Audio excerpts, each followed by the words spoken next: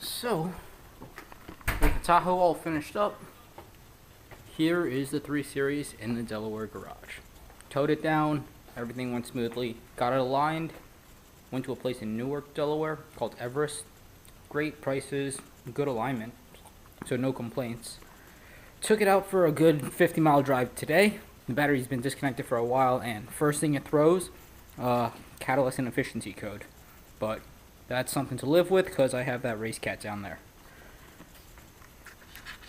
I'll give you a little bit better of a walk around later, but I mean, all the arms are there, everything's aligned. This rear end is now nice and low.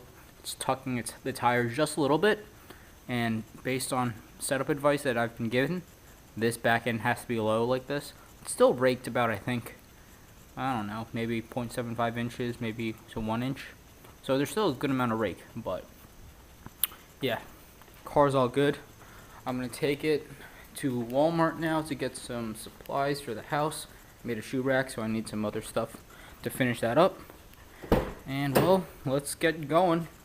We'll hear startup for once.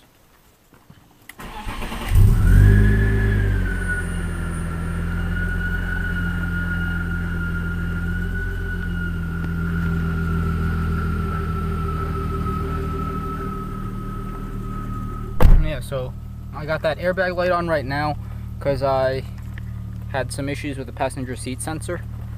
I have fixed it, so I believe, but I haven't cleared the codes yet. So I got to do that sometime, but that doesn't really bother me.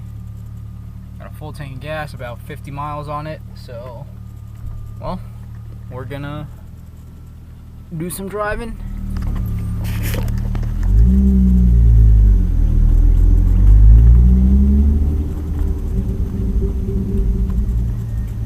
Get that little bit of burble.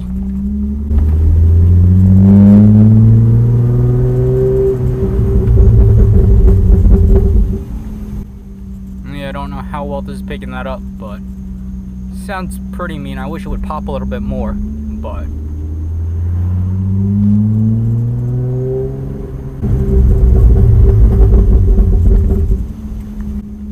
let me stick you out the window the next time I do that.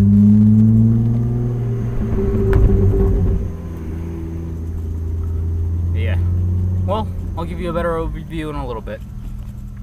So I dropped the rear end about 1.5 inches, so that should really take care of the oversteering problem that I had during transitions. The rear end is completely refreshed. If you look right here,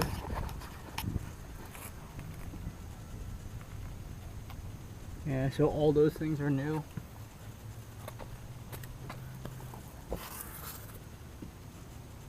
Every bushing and ball joint back there is all good to go. In the front, I have new tie rods and control arms. I don't know how much you can see under there though. It's pretty low up front. However, I have one thing that's kind of funny on this, which is the sway bar end link. So one of the Bimmer World ones seized up. So right now it's disconnected on one side just so I can drive it around. And I gotta call a Bimmer World to get a replacement part. I also don't have any tools in Delaware, so I'm gonna have to figure out how to get a sway bar end link off. Besides that, this car is pretty good. I can drive it, just won't handle that well without a front sway bar, but who knows. Interior wise, I don't know if I've ever showed anybody, but these seats are in. I tried to make custom cushions over the winter, but I used way too soft foam. So I wanted some extra height, as these are very, very low, but since they're so soft, I can compress them all the way just by putting my hand on it. So they didn't help at all. They look kind of nice though. They look kind of retro, and I like that look.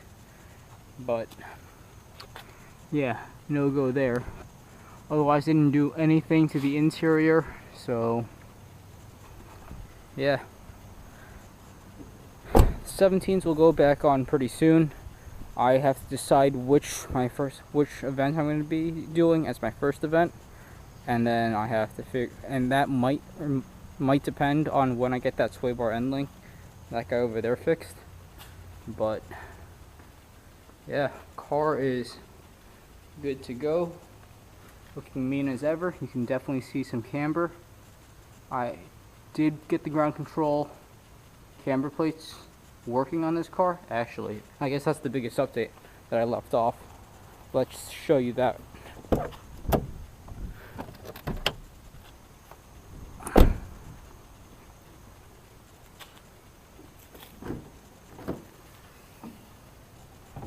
So, ground control camber plates working on your stance suspension.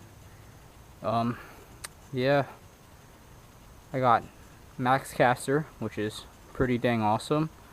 3.7 degrees of negative camber, so that's great. Still got just a tiny bit of room left here, so pretty good.